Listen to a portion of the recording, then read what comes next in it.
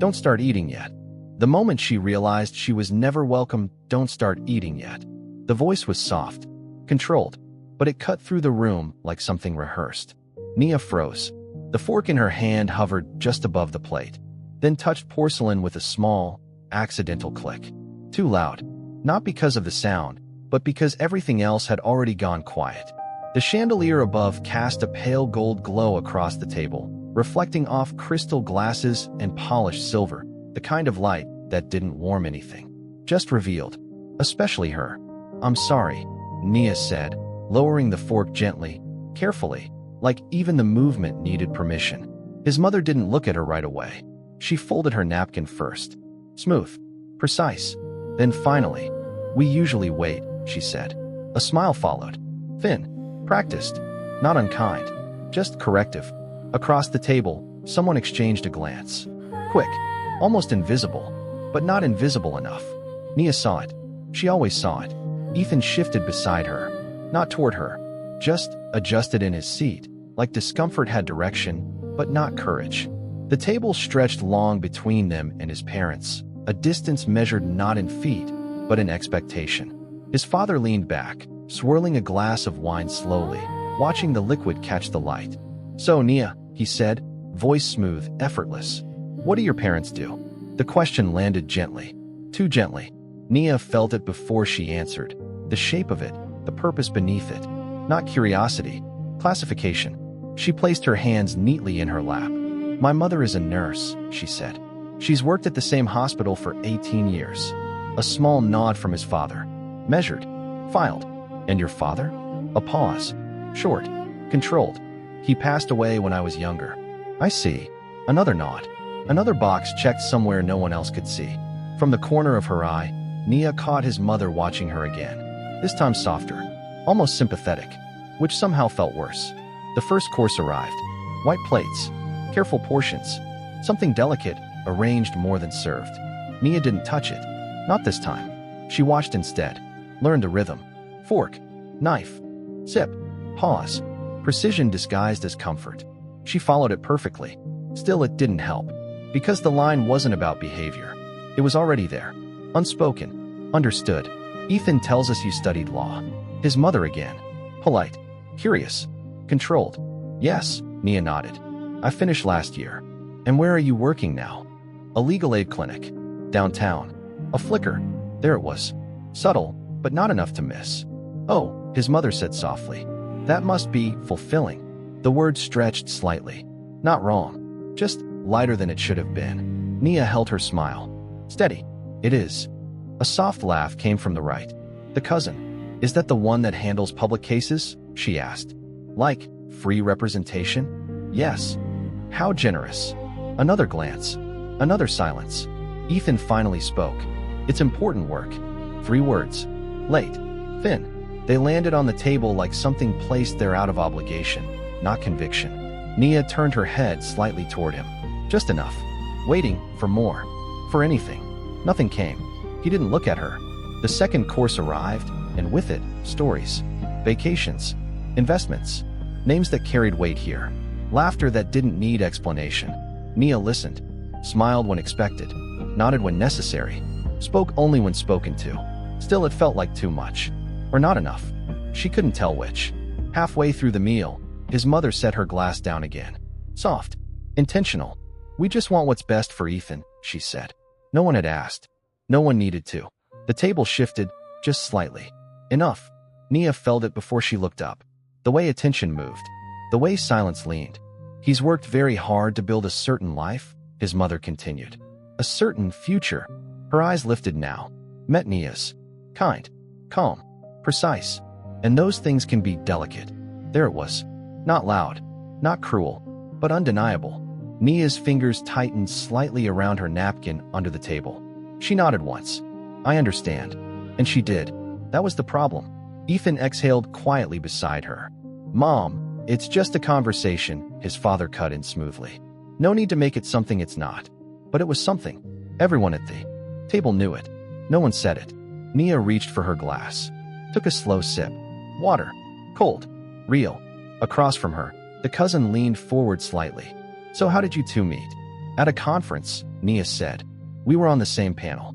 Oh, a raised brow. And what was the topic? Access to legal representation in underserved communities. A pause, then a smile. Polite, distant. That sounds very niche. Ethan laughed lightly. She was the smartest person in the room. It was meant to help. It almost did. But something about it, like a compliment used as a shield, made it feel smaller than it should have been. Nia looked at him again. This time longer. Waiting. Still waiting. Nothing came. Dessert arrived untouched. Conversation drifted back to safer ground. Markets, travel, people who looked like them, sounded like them, belonged. Nia sat there, composed, present, and invisible in the most visible way. At the end of the night, chairs moved. Smiles returned. Goodbyes were exchanged like something practiced. His mother kissed Ethan's cheek, then turned to Nia. It was nice meeting you. Same tone. Same precision. Nia smiled. You too. Outside, the air felt different. Colder. Real. She inhaled deeply, like stepping out of a room she hadn't realized was suffocating her. Ethan stood beside her, hands in his pockets. They didn't mean anything by it, he said quickly. Too quickly. Nia didn't answer right away. She looked ahead. Not at him. Not at the house. Just ahead. Then finally, okay. Just that. He turned to her. You know how they are. A pause. Longer this time. Nia nodded slowly. I do. Silence stretched between them. Not loud. Not angry. Just honest. She turned her head, looked at him fully now. Eyes steady. Searching. Waiting for something that could still change the shape of the night. Something that would make her feel chosen. He didn't say it. He didn't move. He didn't choose. Nia held his gaze for 1 second longer. Then gave a small, almost invisible smile. The kind that closes a door quietly. That was a long dinner, she said softly. Yeah. They stood there under the streetlight, closer than strangers, farther than they had been that morning. And, somewhere between the silence and the things he didn't say, something broke. Not loudly. Not completely. But enough. If this moment touched your heart, hit like. Tell us where you're watching from. You might not be the only one feeling this. The office smelled faintly of paper and rain. Not fresh rain. The kind that clung to coats, followed people inside, settled quietly into corners. Nia sat at her desk, sleeves rolled just enough to reveal the steady movement of her wrist as she wrote. No rush. No hesitation. Just clarity.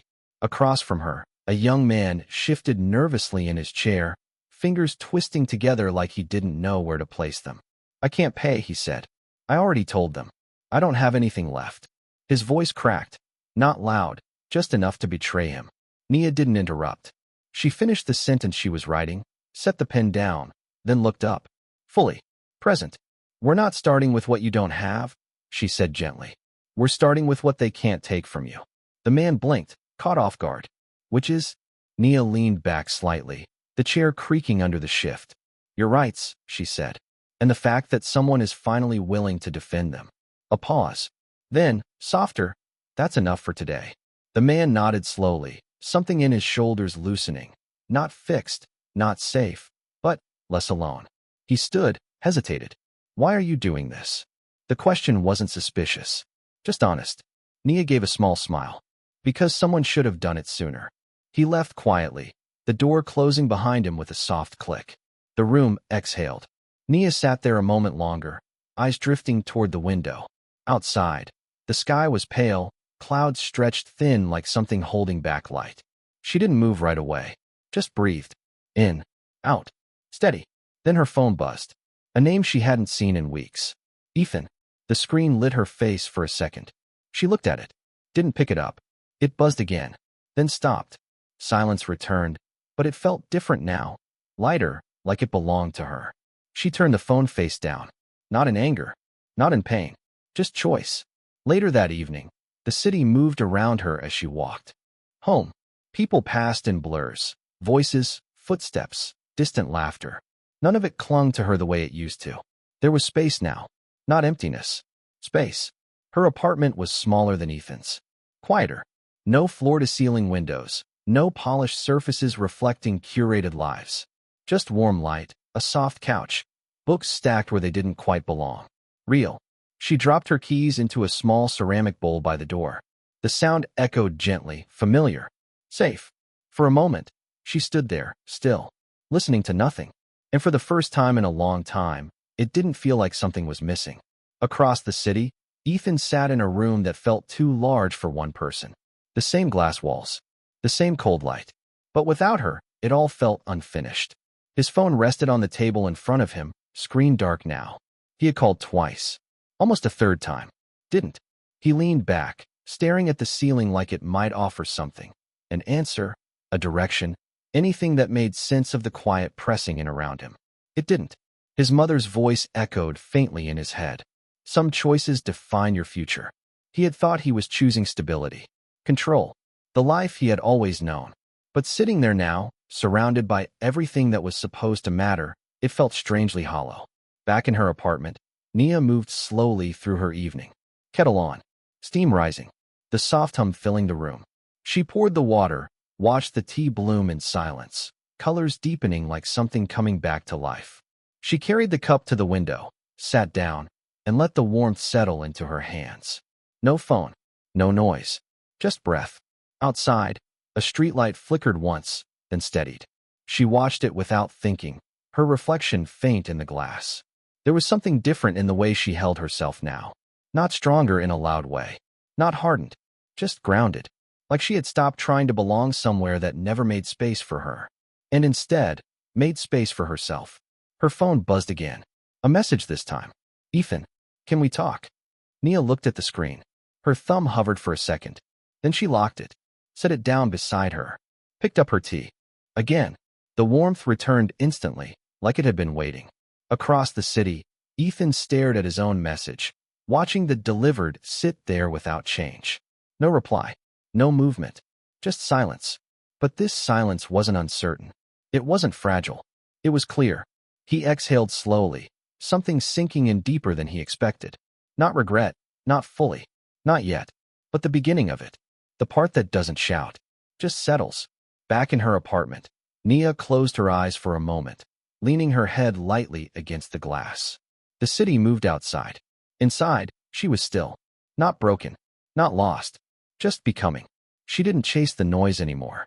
Didn't wait for someone else to decide her place. She had stepped out of that space. And somehow, in doing that, she had stepped into something quieter, stronger, hers. The light in the room softened as night settled in fully. Shadows stretching, wrapping gently around the edges of things. Nia opened her eyes again, her reflection clearer now against the dark. And for the first time, she saw herself without question. Not through someone else's lens. Not through approval or doubt. Just as she was. Enough. Across the city, Ethan picked up his phone again. Read the message one more time. Still no reply. He leaned forward, elbows on his knees, staring at nothing in particular. The room felt colder than before. Or maybe he just noticed it now. Because the warmth, the real kind, was never in the glass, or the view, or the life he thought he was protecting. It had been in the way she looked at him. The way she stayed. The way she understood. And now, she didn't have to anymore. Back in the quiet of her apartment, Nia took one last sip of her tea, set the cup down gently, and turned off the light. The room dimmed, leaving only the soft glow from the street outside filtering in through the window. She didn't move right away. Just sat there, breathing, present, whole. She didn't need to prove anything. Not to them. Not to him. Not even to herself. Because somewhere between the silence and the leaving, she had found something they never gave her. And never could take away. A quiet, steady glow. The room was too quiet for the hour. Even the city outside seemed to hold its breath, as if something inside that space mattered more than everything moving beyond it. Ethan stood near the window, phone in his hand, screen dimming slowly as his grip loosened. One message, then another, then nothing. No reply. Days had passed since the last time he heard her voice. Not through silence, not through memory, but real, present, undeniable. And the longer it stretched, the louder it became.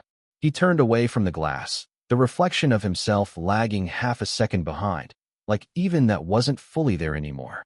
The apartment hadn't changed. Same furniture, same light, same carefully arranged stillness. But without her, it felt like a place pretending to be whole.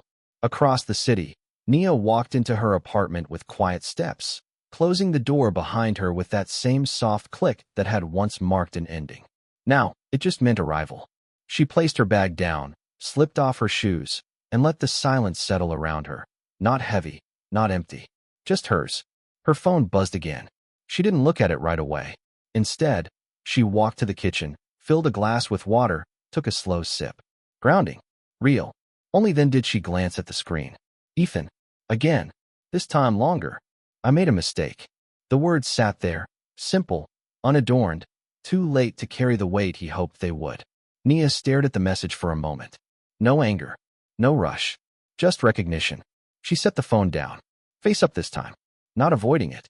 Just not needing it. Back in his apartment, Ethan finally moved. Grabbed his coat. Keys.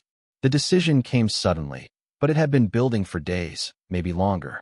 He stepped out into the night, the cold air hitting his face like something honest for the first time in weeks. The drive felt shorter than it should have. Or maybe he just didn't notice the distance. His hands tightened slightly on the wheel, breath shallow, thoughts louder than the road. By the time he stood in front of her building, something in him had already begun to unravel. Not dramatically, not visibly. Just enough to make him feel unsure. He stared at the door for a second, then pressed the buzzer. Upstairs. Nia heard it. A soft, unfamiliar sound in a space she had grown used to controlling. She froze for just a moment, glass still in her hand. It buzzed again. She didn't need to check. Something in her already knew. She walked to the door slowly. Not hesitant, just aware.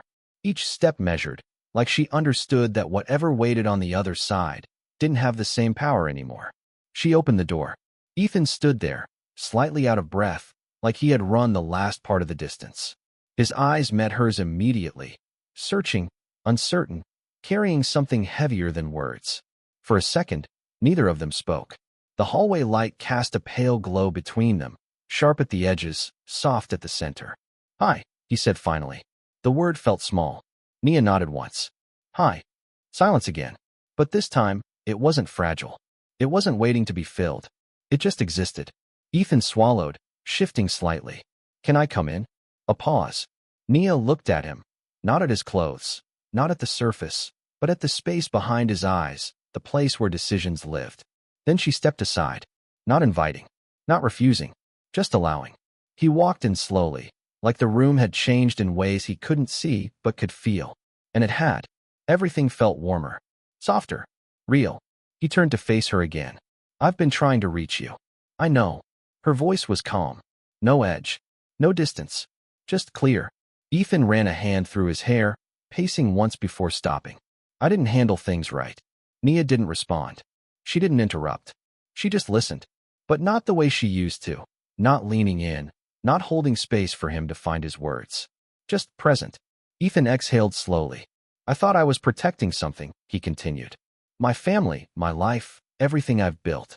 A small, humorless laugh escaped him. But I was just avoiding making a choice. Nia's gaze didn't shift. You did make one. He nodded. Yeah. A beat. And I was wrong. The words hung there, heavier than before. Not because of what they said, but because of how late they arrived. Nia took a small step forward. Not closer. Just enough to meet him where he stood. Why are you here, Ethan? The question was simple. But it stripped everything else away. He looked at her, really looked this time. Because I don't want to lose you. Nia held his gaze. Steady. Unmoving. You already did. The truth didn't rise. It didn't strike. It just settled. Ethan's expression faltered, something cracking beneath the surface.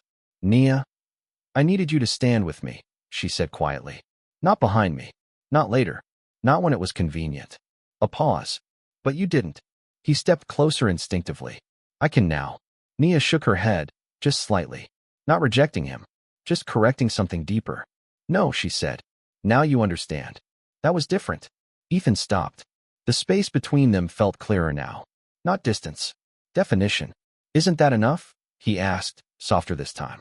Nia's eyes softened, but not in the way he hoped. It's enough for you, she said. Because it helps you make peace with what happened. A breath. Slow. Even. But I already did that. Silence wrapped around them again. But this time, it belonged to her. Ethan looked at her like he was seeing something for the first time. Not the woman who sat quietly at his family's table. Not the one who waited for him to speak. But the one who walked away and didn't break. So that's it, he asked. Not angry. Just lost. Nia considered the question. then gave the smallest nod. That's it. No bitterness. No regret. Just truth. Ethan stood there a moment longer, like he wanted to say something else, something that could still change the shape of things. But there was nothing left to say, because the moment that required it had already passed. He nodded slowly, once, then turned toward the door. His hand rested on the handle for a second before he opened it. Paused. Looked back. Nia hadn't moved. She stood where she was, steady, grounded, no longer waiting. Ethan gave a faint, almost invisible smile. Not of happiness, not even of closure, just understanding. Then he stepped out. The door closed behind him with that same quiet click. Inside, the room remained still, but it wasn't empty. Nia exhaled softly, the breath settling deep in her chest. Not heavy, not light, just complete. She walked to the window, looking out at the city, not searching, not remembering, just present. Somewhere out there, life kept moving. But in here, she didn't need anything else to begin again. She didn't raise her voice. She didn't fight for her place. She didn't wait to be chosen. She simply chose herself. And in that silence, she didn't lose him. She found her own voice.